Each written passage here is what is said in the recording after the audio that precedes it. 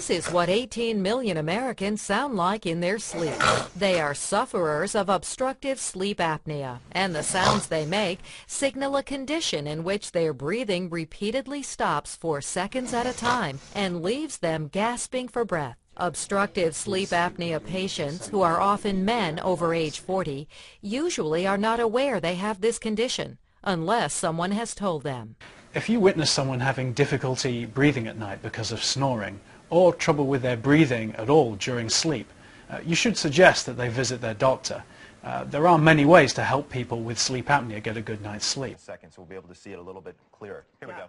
So what we have here is an individual is breathing, as you can see from the chest, and air is going to be coming in through. Now what you'll notice here is there's a blockage. Sleep apnea is when you stop breathing at night. This is a medical situation. There's nothing mental about it. However, it can affect everything from depression to weight gain, everything to death. Absolutely, to death. And so what you'll see here is the patient actually then has to breathe and push air out of their lungs in order to breathe.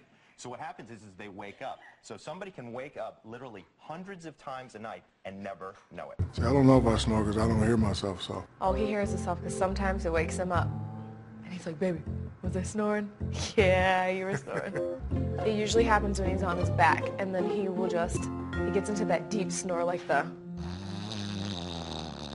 it's deep. And then he stops. His chest would stop moving and everything, like he was not breathing. So I nudged him like, babe, wake up. And then he'd catch his breath. I'm like, dude, you just stopped breathing in your sleep. And I saved him. Sleep apnea is a very, very dangerous disease when it's untreated. Patients can be left with severe medical problems.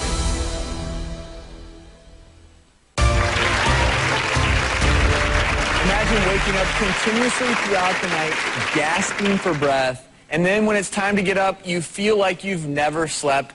This actually happens to people who suffer from something called sleep apnea. Linnea knows exactly how. Suffering from it, I mean, it's kind of mind-boggling. And that's chronic medical problems associated with it, too. So she went to a sleep center, was worked up.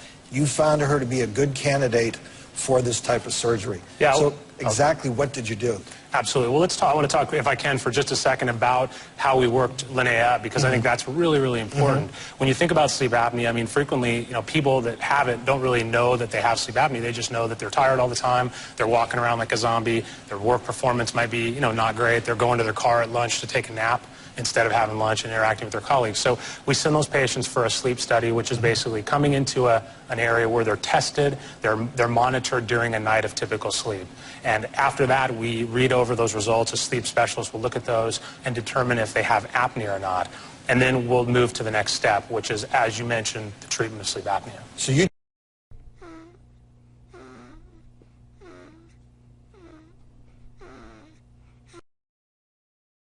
and sleep, and she couldn't wake up.